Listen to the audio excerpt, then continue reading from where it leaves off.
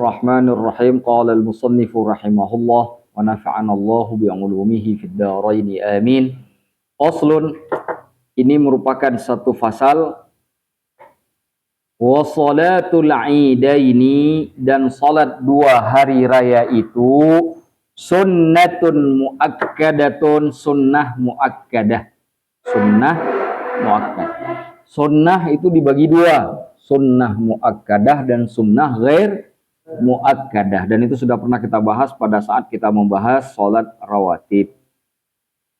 Wajib juga dibagi dua, ada wajib ain, ada juga wajib kifayah.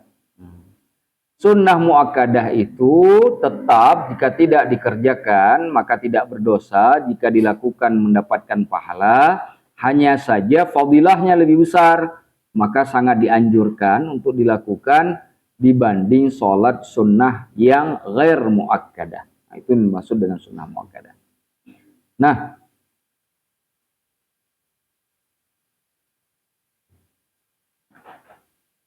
sunnah muakkadah ini pendapat sebagian dari besar ulama dari mazhab Syafi'i. Dari mazhab Syafi'i. Bisa disebutkan inilah pendapat yang masyhur dari mazhab Syafi'i, bahwa sholat hari raya itu sunnah. Berbeda dengan mazhab Hanafi. Kalau mazhab Hanafi hukumnya wajib ain.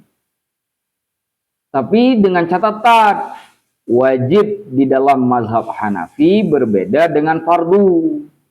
Nah, sedangkan dalam mazhab Syafi'i wajib dan fardu itu sama. Kalau disebut fardu ya wajib, kalau disebut wajib itu ya fardu. Tapi tidak dengan mazhab Hanafi. Jadi ketika disebut mazhab Hanafi memandang wajib ain, bukan seperti wajib ain yang dipandang di dalam mazhab Syafi'i. Kalau di dalam mazhab Hambali hukumnya fardu kifayah. Jadi kalau ada misalkan di satu tempat, misalkan satu daerah muslim semuanya, nggak ada yang sholat itu dosa semuanya. Itu dalam mazhab Hambali. Nah, itu perbedaan-perbedaan yang ada di dalam mazhab-mazhab fikih. Ya. Di dalam mazhab Syafi'i hukumnya sunnah muakkadah. Wahia raka'atani, sholat ini dilakukan 2 rakaat. Seperti kita melakukan sholat sunnah biasa dengan sedikit pengecualian.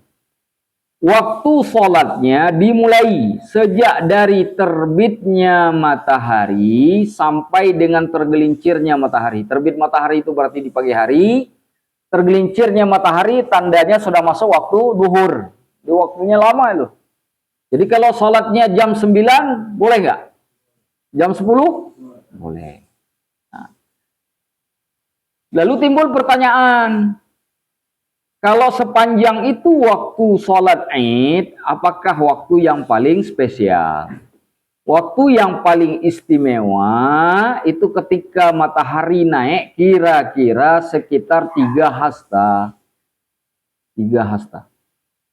3 hasta itu berarti 1 anak panah lah.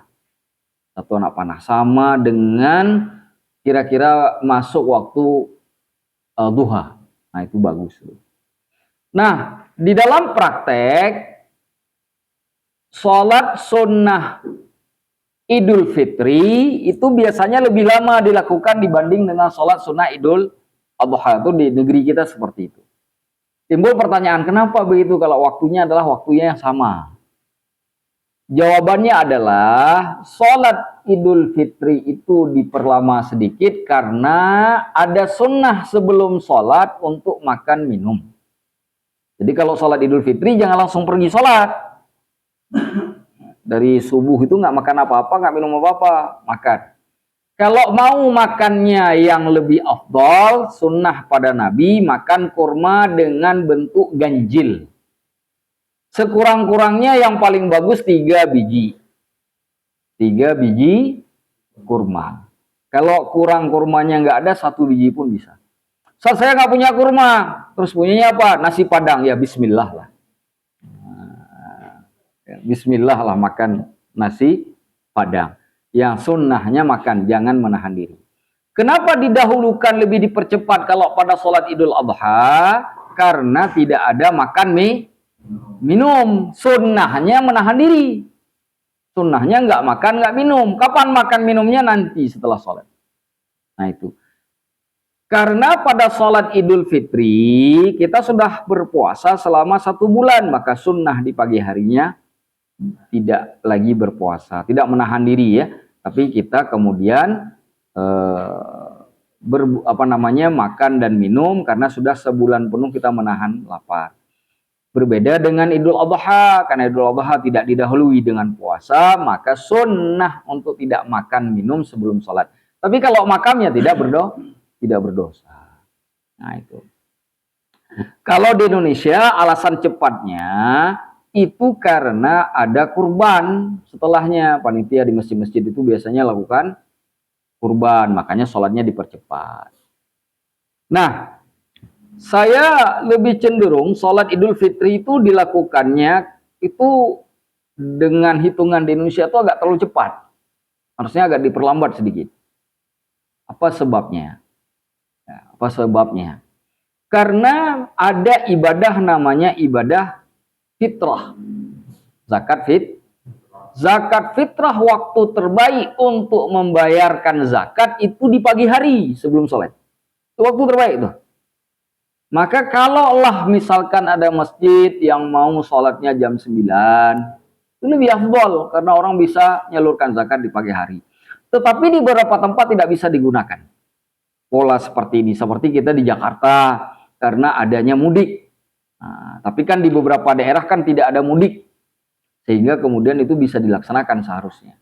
Nah tapi karena di kita orang sudah bayar zakat fitrah itu biasanya sudah selesai dari sejak 27 Ramadan. Sehingga orang di masa setelah 27 Ramadan itu sudah nggak berpikir zakat fitrah. Padahal waktu terbaik membayar zakat fitrah itu di pagi hari sebelum sholat Idul Fitri. Nah itu terkait dengan waktu sholat Idul Fitri dan Idul Adha. Baik. Sholatnya 2 rakaat.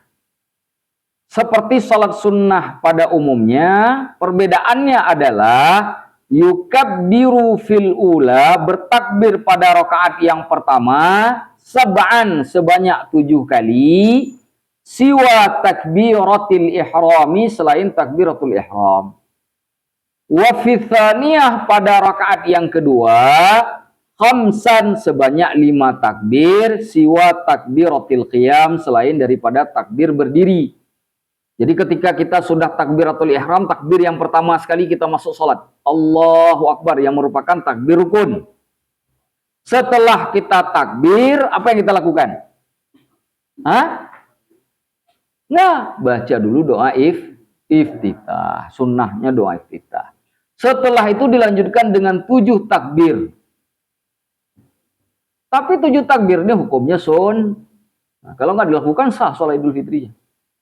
Idul Adhanya 7 kali.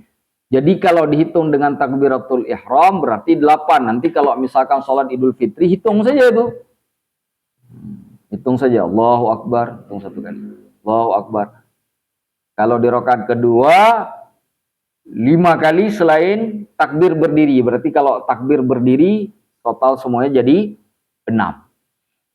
Nah, hanya saja di takbir berdiri, setelah takbir langsung takbir lagi. Tidak ada lagi doa iftitah. Di antara 2 takbir itu disunahkan membaca tahlil, takbir, tahmid, tasbih. Kalimat yang paling bagus, subhanallah, walhamdulillah, wala ilaha illallah, wallahu akbar. Di sela-sela takbir yang 7. Berarti kalau takbirnya 7 dibaca 6 kali. Kalau takbirnya 5 berarti dibaca 4 kali doanya. Nah, jadi jangan takbir 7 dibaca 7. Karena antara takbiratul ihram dengan takbir pertama itu baca doa iftitah. Setelah baca doa iftitah baru takbir. Baru baca subhanallah walhamdulillah sampai dengan takbir ke-7 berarti 6 kali kita baca tahlil, tahmid, takbir dan tasbih. Kemudian kita lanjutkan dengan membaca a'udzubillah, bismillah dan sholat seperti biasanya. Diulang di rakaat kedua seperti itu, hanya saja takbirnya 5 kali selain takbir qiyam sampai dengan selesai. Itu terkait dengan cara takbir sholat. Adapun takbir di luar sholat, itu menurut pendapat yang kuat di dalam mazhab Syafi'i, itu sejak terbenamnya matahari kepada Idul Fitri. Di hari pertama atau setelah kita berbuka puasa pada hari terakhir di bulan Ramadan. Itu kita takbir. Kapan batasnya terakhir? Sampai sholat. Selesai takbirnya. Nah itu. Meskipun ada sebagian ulama membolehkan ya, takbir sesudah sholat. Karena sebagian ulama yang lain mengatakan tidak disunnahkan bertakbir pada hari raya Idul Fitri setelah sholat. Nah, itu jadi perbedaan pendapat. Setelah sholat, takbirnya itu ada perbedaan pendapat di kalangan para ulama. Tetapi yang sepakat di antara mereka, takbirnya adalah sejak dari terbenamnya matahari di akhir Ramadan sampai dengan sholat Idul Fitri. Nah itu selesai. Nah, kalau ada yang mau lanjut, lanjut. Kalau di beberapa daerah itu bisa 3-4 hari itu orang takbir, ya nggak masalah. Kalaupun nggak dianggap takbir kan tetap yang namanya orang bertakbir, bertahmid, bertasbih, bertahlil, tetap dihitung berpahala. Meskipun mungkin tidak dihitung, jadi tidak jadi persoalan. Baik. Bagaimana dengan Idul Adha? Idul Adha sejak dari masuknya 1 Syawal, ketika terbenamnya matahari Zulqa'dah, hari terakhir Zulqa'dah, masuk 1 Syawal setelah maghrib, bertakbir, berakhirnya di akhir hari Tasyrik. Hari Tasyrik itu 3 hari, 11, 12, 13. Berarti kita bertakbir 4 hari itu. 10, 11, 12, 13 Zulhijjah. Tanggal 13 begitu terbenam matahari, maghribnya di tanggal 14 Zulhijjah sudah tidak ada takbir. Meskipun di beberapa tempat juga melakukan itu. Itu sudah tidak disunahkan. Kalau ini sependapat ulama, tidak ada perbedaan pendapat. Jadi batas terakhir kita melakukan takbir itu sampai dengan tanggal 13. Satu hal yang harus menjadi catatan, sholat id ini boleh dilakukan sendiri, juga boleh dilakukan berjamaah. Baik bagi orang musafir maupun bagi mukim. Cuma bedanya, kalau sholat sendiri ya tidak ada khutbah, maka nggak mungkin assalamualaikum sendiri itu di kamar. Nah, nggak mungkin kan? Nah, jadi kalau sholat sendiri boleh nggak? Boleh. Contoh, kan ada di beberapa tempat itu seperti security, itu kan nggak bisa menghadiri pelaksanaan sholat Idul Fitri dan Idul Adha di lapangan karena dia bertugas. Nah, dia boleh sholat itu sendiri itu di tempat dia bertugas itu, di sholat. Cuma tidak perlu berkhutbah. Nah, dia takbir segala macam. Nah, bisa dilakukan sendiri. Cuma lebih afdolnya dilakukan secara berjamaah, kecuali jamaah haji. Jamaah haji itu afdolnya kerjakan sendiri, bukan secara berjamaah. Nah, itu bedanya. Bagi yang bukan jamaah haji, afdolnya berjamaah. Kalau bagi jamaah haji, afdolnya sendiri. Kenapa? Karena kesibukan mereka dengan ritual-ritual yang ada pada pelaksanaan haji. Sehingga akan menyulitkan kalau ini dipandang lebih baik.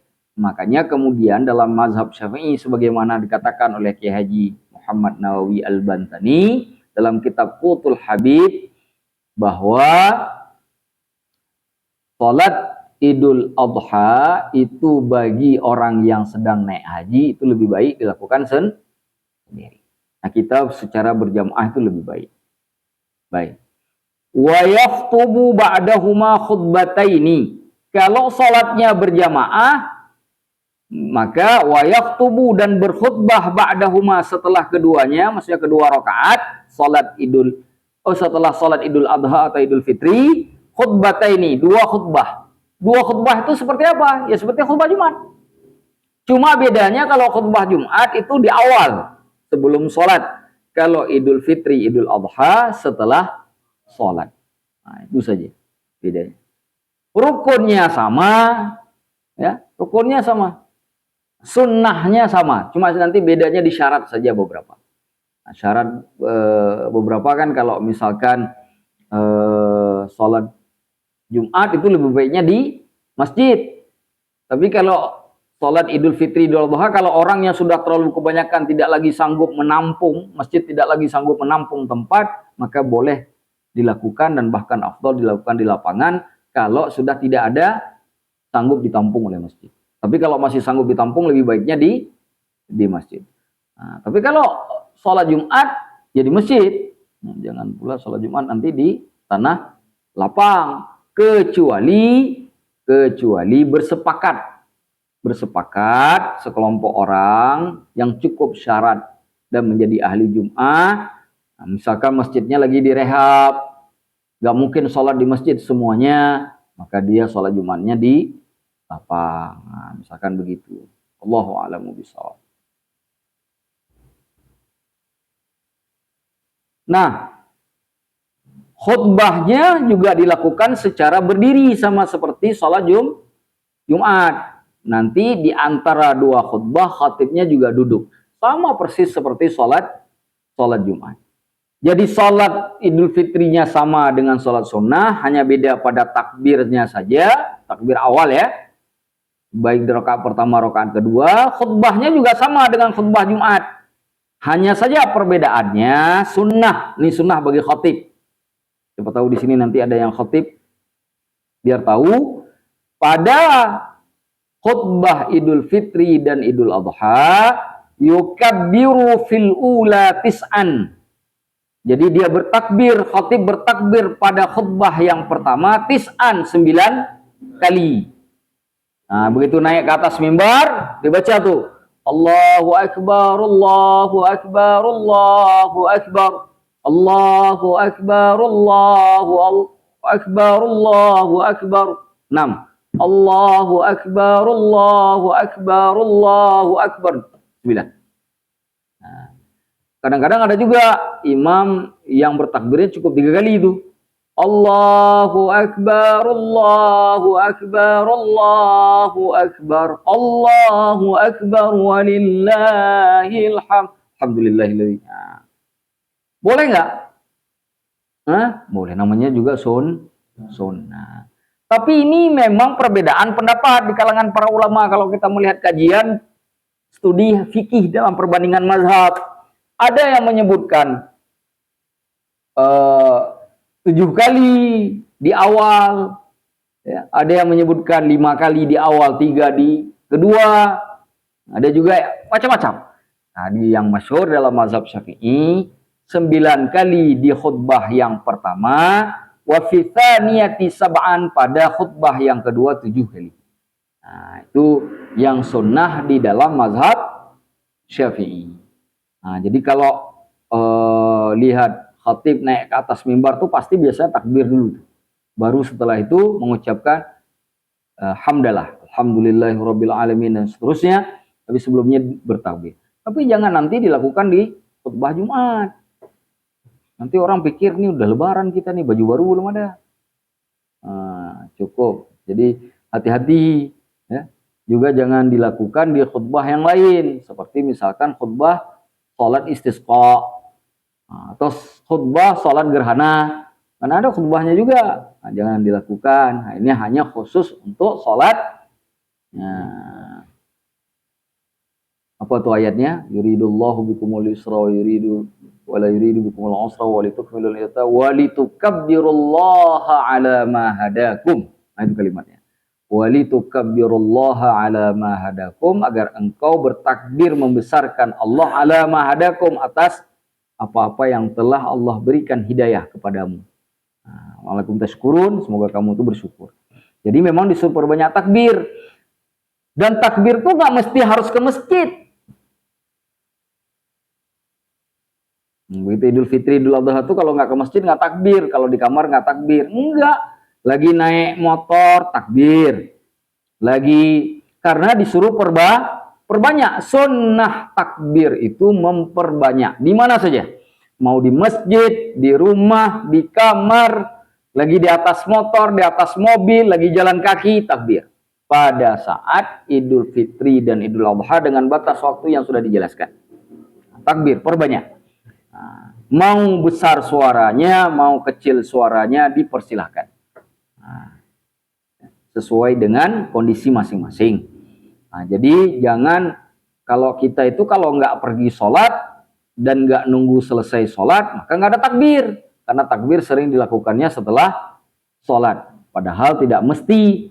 Nah, walaupun setelah sholat salah satu tempat yang bagus untuk bertakbir. Nah, intinya dalam sholat id itu kita disunnahkan memperbanyak takbir. Pada saat duduk, tidur, mau berubahkan diri untuk tidur, ya, atau berjalan, berdiri, itu takbir. Asal jangan di WC saja atau di tempat-tempat yang tidak layak.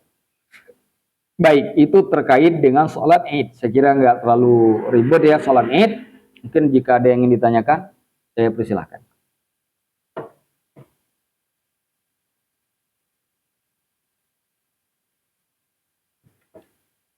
Kemudian nggak ada masalah, kita lanjutkan. Nah, di sini dijelaskan lagi tentang masalah takbir di luar sholat atau di luar khutbah. Wa yukabbiru, dan dia bertakbir min ghurubis syamsi, dari sejak terbenamnya matahari, min lailatil id, sampai dengan daripada malam id, ila an yadkhula, sampai masuknya al-imam, imam fi shalah, di dalam sholat. Jadi batasnya itu, ini untuk Idul Fitri. Ini untuk Idul Fitri. Jadi kalau Idul Fitri, takbirnya dari sejak tenggelamnya matahari pada malam hari raya, sampai dengan imam sudah melakukan takbir untuk sholat. Jadi imam naik ke atas mimbar itu kita bisa bertakbir, tapi jangan gede-gede. Kalau semua jamaah ada 1000 semuanya takbir, nggak dengar khutbah imam nanti. Nah, dalam hati saja takbir. Boleh. Kalau sholatnya di masjid kan bisa sambil itikaf itu kan. Niat itikaf, takbir tuh Allah. Telinga mendengar, hati bertakbir. Itu boleh dilakukan. Sampai imam masuk sholat. Begitu imam sudah masuk sholat, berhenti itu takbir. Nah, Abu Syuja' mengambil pandangan salah satu pendapat yang sudah kita jelaskan tadi di awal. Meskipun ada juga ulama yang membolehkan setelah sholat Idul Fitri. Adapun Idul Adha, wa fil adha, pada sholat Idul Adha, khalfas salawatil mafruḍat, itu dilakukan setelah sholat fardu. Maksudnya lebih bagusnya dilakukan di belakang sholat fardu. Tapi ini tidak ada pada Idul Fitri. Idul Fitri, sebagian ulama Syafi'i mengatakan tidak disunnahkan. Kalau dilakukan ya silakan, tapi tidak disunnahkan. Artinya jangan memandang bahwa takbir setelah sholat fardu pada Idul Fitri itu lebih baik daripada takbir yang lainnya, yang bukan pada saat sholat. Berbeda dengan Idul Adha. Akan tetapi Imam Nawawi mengatakan disunnahkan melakukan pada Idul Fitri sama dengan pada Idul Adha. Nah, jadi berbeda pendapat. Abu Syuja' mengambil pendapat A, sedangkan Imam Nawawi mengambil pendapat B. Saya lebih cenderung kepada pendapat Imam An-Nawawi, wallahu a'lamu bishawab. Bin subhi yaumi Arafah, pada subuhnya hari Arafah, berarti di sini tanggal 9. Tadi saya bilang tanggal 10. Kenapa tanggal 10? Karena Rasulullah pada hari raya, karena Rasulullah haji 1 kali kan, itu beliau bertakbir dari sejak tanggal 9. Nah, kalau di kita di sini kalau tanggal 9 orang nggak bertakbir kan? Takbirnya kapan? Begitu maghribnya. Nah, bukan dari paginya. Nah, kalau dilakukan boleh nggak kita yang nggak haji? Dalam mazhab Syafi'i disunnahkan bertakbir dari hari Arafah meskipun kita tidak naik haji. Nah, tapi yang paling sering dilakukan itu ya pada saat masuk Idul Adha. Tapi kalau dilakukan hari Arafah bisa pada saat kita puasa tanggal 9 itu. Jadi begitu sudah makan sahur, sholat subuh, takbir itu. Langsung takbir. Dan tanggal 9 itu kita puasa kan, puasa Arafah tuh kan. Nah, begitu sudah selesai salat subuh langsung takbir tuh. Lanjut zuhur setelah boleh nggak kalau misalkan nggak berhubungan dengan sholat? Nah, ini nanti berbeda pendapat terkait dengan tanggal 9. Adapun 10, 11, 12, 13 keumuman ulama membolehkan. Nah, perbedaannya hanya di tanggal 9. Makanya disebut di sini khalfas shalawatil mafruḍat. Kenapa? Untuk adanya pengkhususan pada hari tanggal 9. Meskipun juga ada yang membolehkan. Nah, jadi ini perbedaan pendapat di kalangan para ulama, bagaimana mereka melihat dalil, memahami dalil sehingga mengambil keputusan yang berbeda. Nah, misalkan kita mengambil pendapat yang tidak terlibat dengan ikhtilaf ulama terlalu jauh, misalkan kita lakukan tanggal 9, habis kita sholat subuh, kita berpuasa hari itu kan, takbir setelah sholat subuh, lalu dilanjut duhur, asar, maghrib sudah masuk Idul Adha tuh. Kita berbuka puasa kan, udah masuk 10 Zulhijjah kok 1 Syawal. Udah masuk 10 Zulhijjah, Idul Adha yang pertama kan, hari raya Idul Adha yang pertama udah. Saat itu kita sudah lanjut takbir sampai berakhir di kapan? Min akhiri min subhi yaumi Arafah ilal asri, sampai dengan asar ya, karena memang asar kan. Asar itu kan maksudnya yang sholat pada tanggal 9 kan. Maghribnya kan sudah masuk hari raya Idul Adha kan. Min akhiri ayyami tasyrik, sampai asar akhir dari hari tasyrik. Tanggal 13 tadi.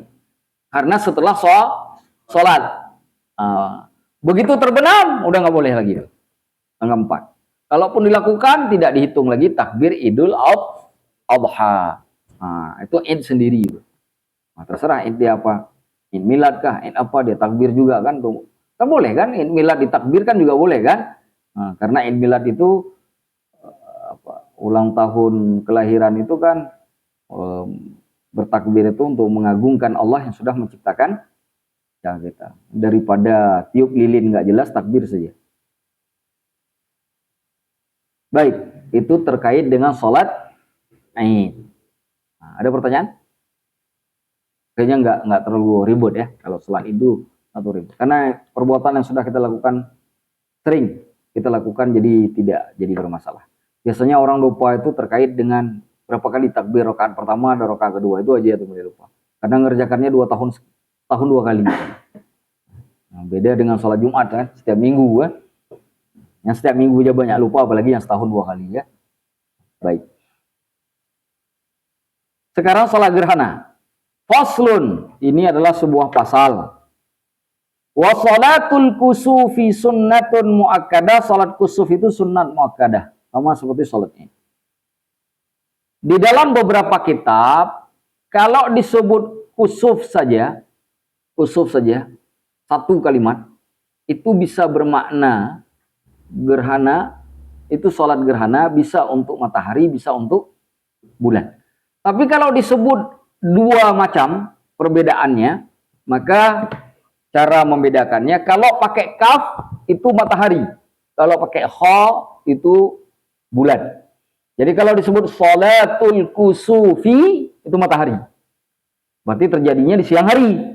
Kalau sholatul khusufi pakai kha, maka itu sholat gerhana bulan, terjadinya di malam hari. Nah, itu aja bedanya. Kalau matahari di siang hari, kalau bulan di malam hari. Nah, sholatnya sunnah muakkadah.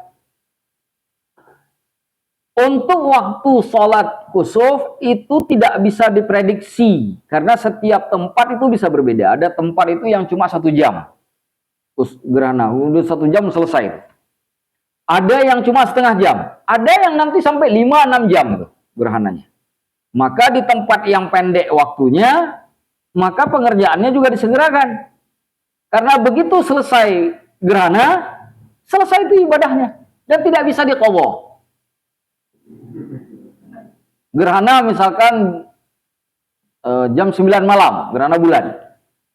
9 malam lagi ada bola, Piala Eropa kan? Saya nonton bola saja. Nah, sholat gerhana bulannya malam besok lah, jam 9 malam besok. Loh, gerhana malam ini kok malam besok? Saya kobo saja, karena saya harus nonton bola. Piala Eropa kalau lewat saya harus nunggu 2 tahun lagi. Tapi kalau gerhana bulan masih bisa saya qadha, enak saja. Piala Eropa nggak diqadha kok, salat gerhananya nggak bisa. Selesai gerhana, selesai, nggak bisa diqadha. Itu terkait dengan salat gerhana. Bisa dilakukan berjamaah, juga bisa dilakukan sendiri. Jadi kalau yang nggak sempat ke masjid, salat sendiri di rumah. Salatnya bagaimana? Nah, ini akan kita bahas. Karena ada 3 cara salat gerhana. Nah, ini dicatat baik-baik kalau mau catat terkait dengan cara pengerjaan salat gerhana karena penting ya. Nah, baik. Itu terkait dengan salat gerhana. Saya ulangi sedikit. Kalau disebutkan 2 macam di dalam teks-teks bahasa Arab, kalau menggunakan kaf, kusuf, itu matahari. Kalau pakai kha, biasanya ditulis kalau dalam bahasa Indonesia itu kalau ku. Tapi kalau khu, itu jadi bulan. Nah, itu menunjukkan kh itu artinya kha, khusuf bacanya. Nah, itu gerhana bulan. Jangan terbalik. Tapi terkadang di dalam beberapa kitab disebut salatul kusufaini, pakai kaf, kusufaini, salat 2 gerhana, itu sudah termasuk matahari dan bulan. Fa in fatat, apabila terlewat, lam tuqda, tidak diqadha. Nah, ini kalau lewat saja sudah, tidak lagi diqadha. Jadi salatnya enggak berat. Nah, karena ada 3 cara. Ada cara yang ringan, ada cara yang menengah, ada cara yang super berat. Dan super berat itu di Indonesia belum pernah saya lihat. Nanti kita bahas apa yang super berat pelaksanaan sholat gerhana. Cuma kalau yang setengah jam sholatnya tidak bisa. Sholat yang berat-berat ini.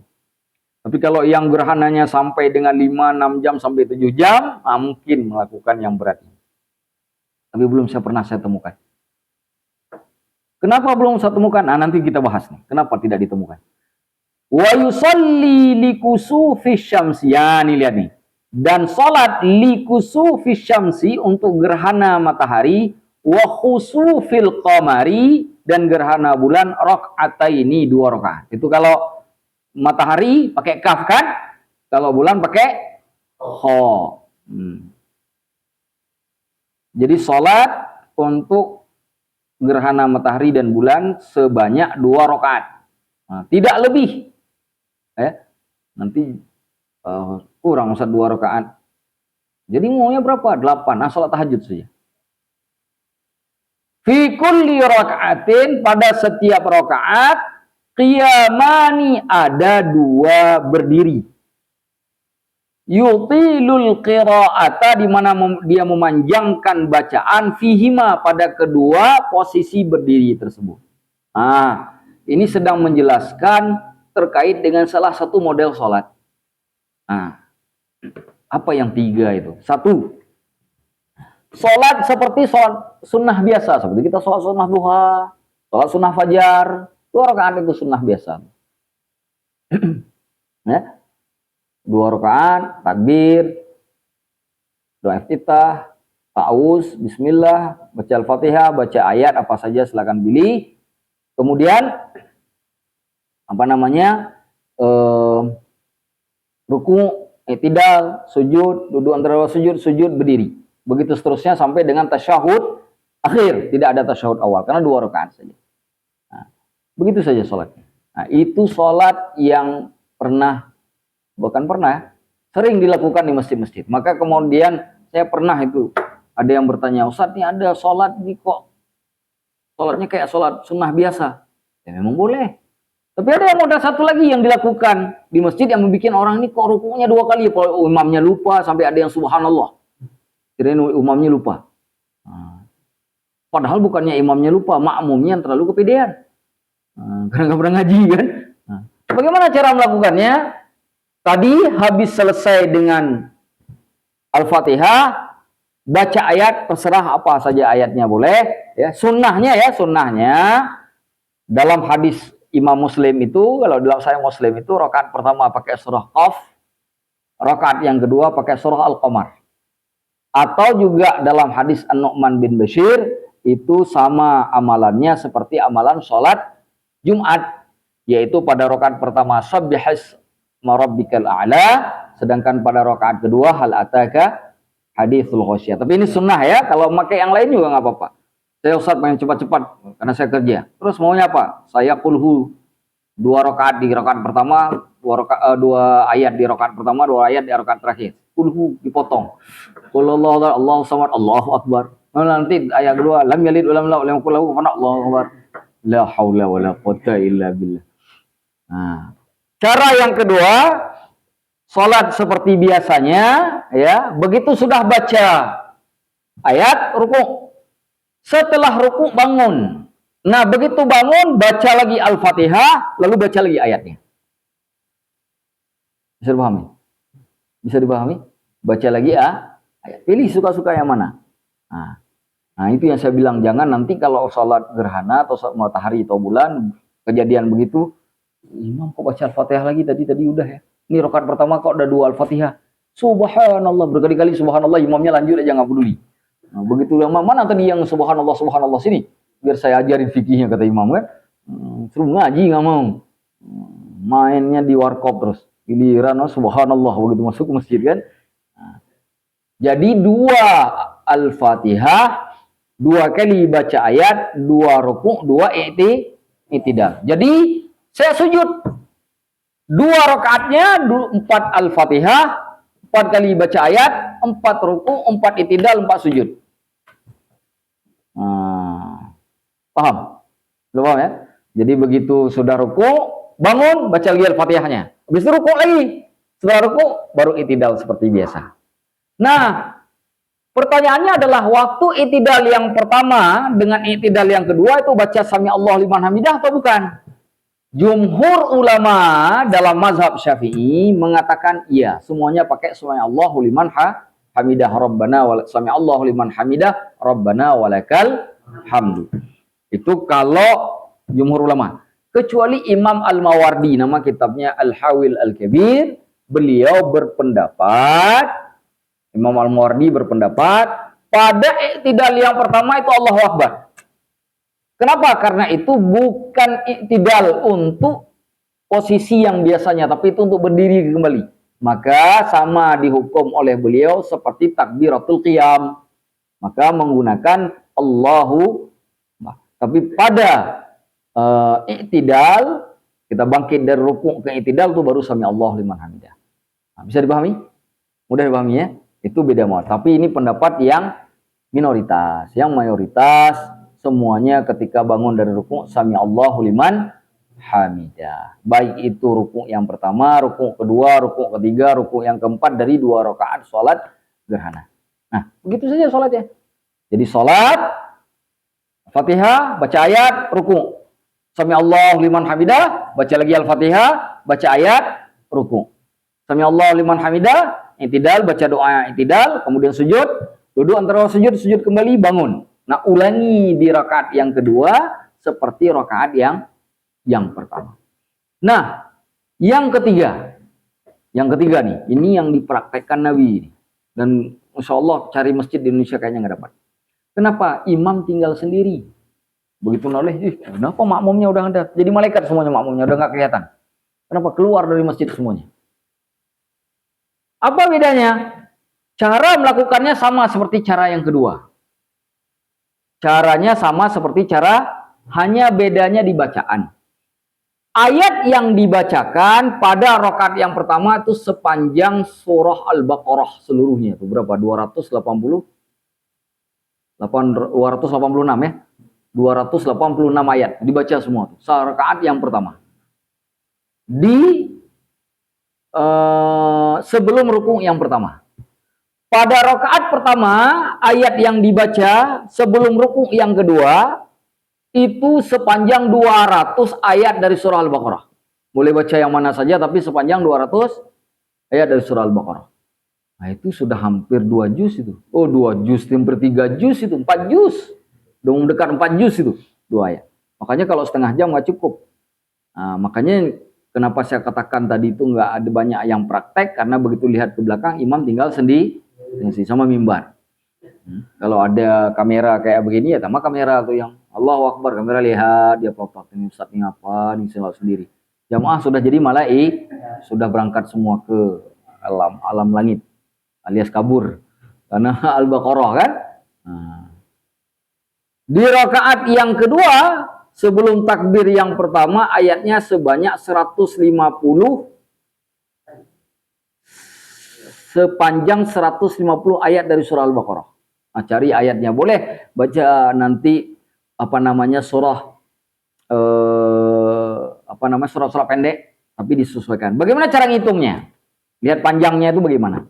Cara lihat panjangnya bukan dari jumlah ayatnya. Karena qul huwallahu ahad itu satu ayat, tapi nggak sama dengan innal ladzina kafaru sawa'un 'alaihim, beda. Ya kan? Nah, cara ngelihatnya biar lebih mudah untuk atau mendekati, lihat berapa jumlah halamannya. Lihat berapa jumlah hizibnya. Nah, itu cara menyamakan posisi atau mendekati cara membaca ayat di selanjutnya. Karena bisa saja kita nggak baca lagi dari surah Al-Baqarah kan? Di ayat yang keempat, sebelum ruku yang kedua, di rakaat yang kedua, kita baca sepanjang 100 ayat Al-Baqarah. Kita baca ayat yang sama seperti 100 ayat surat Al-Baqarah. Jadi, satu surat Al-Baqarah 286, 200, 150, dan 100. Nah, ruku juga sama. Di ruku baca tasbihnya subhana rabbiyal azimi itu di ruku yang pertama itu 100 kali. Nah, itu yang model ketiga ini ya, panjang-panjang memang. Di ruku yang kedua itu 80 kali. Di ruku yang ketiga 70 kali. Sedangkan di ruku yang keempat 50 kali. 100, 80, 70, 50. Nah, itu cara baca tasbih. Subhana rabbiyal azimi wa bihamdihi, subhana rabbiyal azimi wa bihamdihi, subhana rabbiyal azimi. Ustaz, saya sudah sampai 100 kayaknya, tapi kayaknya pasti 80. Salah hitung saya. Nah, sambung terus. Hitung 80. Sampaikan 100 ya. Nah, kalau ragu-ragu, ya. Kalau ragu-ragu, ambil yang meyakinkan. Kalau yakin 80, tambah 20 lagi. Nah, kalau sudah yakin 100, stop. Langsung sujud. I'tidal. Panggil. Baik, itu 3 cara pelaksanaan sholat gerhana. Yang manapun yang kita temukan di masjid, itu cara sholatnya sah. Nah, cara sholatnya sah. Nah, bisa dipahami ya? Wa ruku'ani, dan 2 ruku'.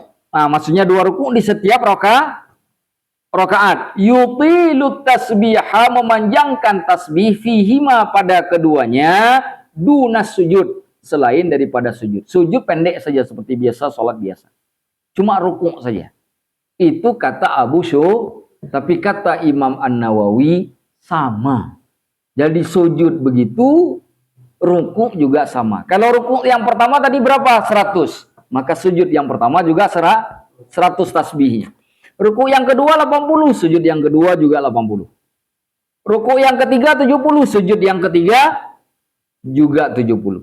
Ruku yang keempat 50, sujud yang keempat juga 50. Karena di dalam 2 rakaat sholat gerhana ada 2 ruku, di setiap rakaatnya juga ada 2 sujud. Jadi 2 rakaat 4 ruku, 4 sujud. Nah, itu dia. Itu kata Imam Nawawi. Nah, Ustaz, boleh nggak saya kalau ayat nggak cukup, Ustaz? Nggak sanggup kalau Al-Baqarah. Kalau ayat saya cuma sanggupnya kulhu. Sama inna a'tayna wal kautsar. Tapi kalau tasbih saya sanggup. Boleh. Nah, boleh. Nah, sudah. Baik. Wa yaktubu, dan berkhutbah ba'daha, setelahnya, khutbataini, 2 khutbah. Sama kayak Idul Fitri, berkhutbah juga setelahnya. Nah, bagaimana khutbahnya? Sama dengan khutbah Jumat. Rukunnya sama, sunnahnya sama, hanya beda syarat. Wa yajharu wa yusirru, dan disir. Tidak dinyaringkan, dipelankan suaranya. Fi kusufi syamsi, pada gerhana matahari. Wa yajharu, dan dinyaringkan suara. Fi kusufil qamari, pada gerhana bulan. Jadi kalau sholat gerhana matahari, karena itu terjadi siang hari, seperti sholat zuhur dan sholat asar. Silence. Nah, Tapi kalau sholat gerhana bulan itu seperti maghrib, isya, dan subuh dinyaringkan suaranya. Kecuali ini mazhab jumhur ulama. Hanafi begitu, Maliki begitu, Syafi'i begitu, kecuali Hambali. Hambali mau matahari, mau bulan, dua-duanya gede suaranya. Nah, makanya kalau nanti ada masjid-masjid di sini, ada ustaz-ustaz dari misalkan dari Madinah, itu kok sholat gerhana matahari suaranya besar, imamnya seperti sholat Idul Fitri. Nah, itu karena mereka mengikuti mazhab Hamba. Nah, karena riwayat dalam mazhab Hambali itu membolehkan dua-duanya, bahkan disunnahkan dua-duanya mengeraskan suara. Berbeda dengan jumhur ulama. Jumhur ulama dari Hanafi, Maliki, Syafi'i hanya bulan saja yang besar suaranya, sedangkan matahari dikecilkan suaranya seperti sholat duhur dan sholat asar. Wallahu a'lamu bissawab. Nah, begitu caranya. Nah, yang penting harus diingat, baik pada sholat id atau pada sholat gerhana. Tema pembahasan yang paling disenangi itu yang berkaitan dengan peristiwa. Karena tidak setiap waktu kita bisa membahas masalah tersebut. Maka sunnah membahas hal-hal yang berkaitan dengan momen. Di Idul Fitri ceritakan tentang zakat fitrah. Nah, karena itu yang dilakukan kan. Nah, kalau Ramadan kan sudah lewat, sudah dibahas selama sebulan penuh. Kalau di Idul Adha bahas tentang kurban, baik dari sisi hukumnya, pelajaran dan hikmahnya. Kalau di dalam sholat gerhana juga hal yang sama. Selain membahas rukun sholat gerhana, karena banyak orang yang nggak paham kan. Cara sholatnya, rukunnya, ketentuan-ketentuan yang seperti kita bahas malam ini itu dijelaskan ke orang-orang supaya orang mengerti. Nah, karena tidak setiap waktu terjadi gerhana. Gerhana belum tentu dalam 2 bulan ketemu sekali. Nah, jadi itu dijelaskan. Kemudian apa pelajarannya, apa iktibarnya. Karena dulu pada masa Rasulullah terjadi gerhana itu ketika anak Rasulullah Ibrahim meninggal dunia. Begitu Ibrahim meninggal dunia, tiba-tiba terjadi gerhana matahari. Lalu orang berpendapat bahwa ini merupakan malapetaka karena meninggalnya anak Nabi SAW. Lalu Nabi pun membantah bahwa gerhana ini tidak ada sangkut pautnya dengan peristiwa apapun dalam kehidupan ini, hanya peristiwa alam. Maka disuruhlah kemudian melaksanakan sholat. Itulah asbabun nuzul atau asbabul wurud, ketentuan kenapa adanya sholat gerhana. Nah, sehingga pada saat itu, karena sebelumnya pada zaman jahiliyah setiap mereka lihat gerhana, mereka selalu mengaitkannya dengan peristiwa yang terjadi masa itu. Memang begitu polanya. Sama kayak masyarakat awam di kita kan juga begitu. Kalau terjadi apa-apa, jangan-jangan. Suka sekali begitu kan? Tiba-tiba lagi ngomong guntur, geledek. Jangan-jangan. Sering sekali menghubungkan dengan kondisi. Orang Arab jahiliyah juga dulu begitu. Maka ketika disunnahkan sholat gerhana, itu untuk menafikan. Tidak ada hubungan sholat gerhana itu dengan kematian seseorang. Karena kematian satu peristiwa, sedangkan gerhana satu peristiwa yang lain yang tidak ada sangkut pautnya dan tidak perlu disangkut pautkan. Nah, seperti itu. Makanya penting ketika terjadi sesuatu, ada guntur hebat segala macam, atau hujan deras segala macam, cukup berdoa saja kepada Allah. Ya. Tidak perlu menyangkut pautkan dengan ini, dengan itu. Biarkan itu kuasa Allah. Kalau itu baik kita syukuri, kalau itu tidak baik buat kita, kita sabar saja. Nah, jadi tidak perlu mengaitkannya dengan hal-hal yang tidak perlu. Wallahu a'lamu bissawab. Ada pertanyaan, saya persilakan. Kalau tidak ada, 2 tema ini sudah selesai. Insyaallah selanjutnya kita bahas salat istisqa. Salat istisqa, salat minta hujan. Iya, silakan. Kalau ada bagian daerah tidak ada gerhana. Tidak sholat, kan nggak ada gerhana. Nah, kalau nggak ada gerhana jangan sholat. Gerhana di Amerika, orang Indonesia aja nggak ada gerhana, jangan sholat orang Indonesia, juga orang Amerika aja sholat.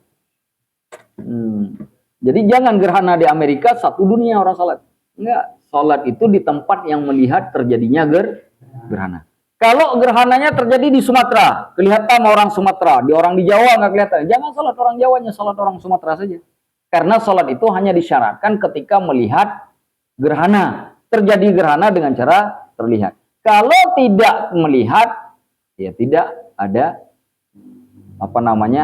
kewajiban untuk melakukan sholat gerhana. Nanti jangan gerhana di Afrika, kita Indonesia juga ikut sholat. Enggak. Jadi tidak ada sangkut. Karena itu fenomena alam itu kan bisa saja terjadi di satu daerah, belum tentu terjadi di daerah lain, kayak hujan. Ya kan? Hujan di Jakarta belum tentu hujan di Irian Jaya. Ya kan? Gerhana juga sama, terlihat di Irian Jaya belum tentu terlihat di Jakarta. Kemarin waktu yang terakhir, kalau saya nggak salah itu gerhana matahari, itu di sebagian Indonesia saja yang terlihat, tidak semua wilayah di Indonesia yang terlihat. Yang tidak terlihat tidak sholat. Karena mereka tidak terlihat. Nah, tidak mendapati gerhana. Kita di Jakarta mendapatinya sekitar 3 jam, 4 jam saat itu. Nah, kita di sini melakukan sholat gerhana. Nah, seperti itu. Saya sempat disuruh jadi khatib. Nah, saya jelaskan hukum-hukumnya. Jadi tidak semua tempat itu bisa terlihat gerhana, dan artinya tidak semua tempat juga bisa melakukan sholat gerhana. Allahu a'lam. Ada lagi?